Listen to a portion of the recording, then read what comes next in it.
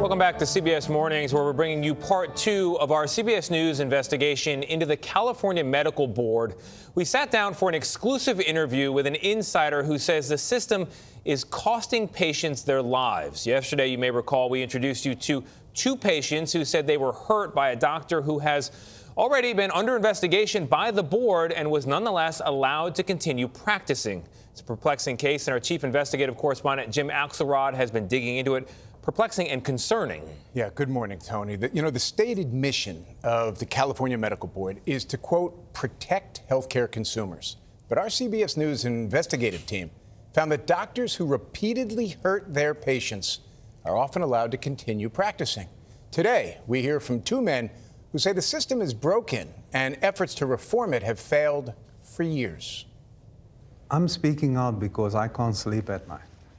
T.J. Watkins was appointed to the California Medical Board in 2019. You can't sleep at night because the way the board does its business? Yes. Watkins previously served as vice president of the California board that licenses physical therapists. He's speaking out now because he's troubled by what he's seen on the medical board. The way they speak is always with doctor care in mind. You never hear patient care, ever. And I mean ever. Do you think the way the medical board functions in the state of California actually ends up costing patient lives? There's no question that it costs patients' lives. Watkins started tracking discipline cases and says the California Medical Board handed out more lenient punishments than its guidelines suggested in 9 out of every 10 cases. So in 90% of the cases that crossed my desk in the year 2020, we did not follow the guidelines. CBS News analyzed the last 5 years of disciplinary decisions made by the medical board, which works hand in hand with the Attorney General's office. The board sanctioned more than 200 doctors for repeated acts of gross negligence, but allowed them to continue practicing. Are you surprised at all? No, not at all. Because I'm in the room. I'm in the room trying to stop that from happening. For the last year, Watkins has been fighting to force the board to hold doctors accountable. The process is not working for the public, but unfortunately, it's working perfectly for the doctors. One physician member on the board chastised Watkins last month for rocking the boat. In my 8 years on this board, I have not encountered another board member who has been so negative about our process as Mr. Watkins. While the mission of the 15-member California Medical Board is to, quote, protect healthcare consumers, 2 of the 15 seats are occupied by former presidents of the California Medical Association, which lobbies lawmakers from its headquarters here in Sacramento on behalf of nearly 50,000 doctors in the state. Did you ever run into an opponent as fierce as the California Medical Association? No, never did. Few know more about the California Medical Association or the CMA and its lobbying power than Jerry Hill. Their ability to bring money to the table, to bring support, all factors into their ability to control the medical board and control legislation going forward.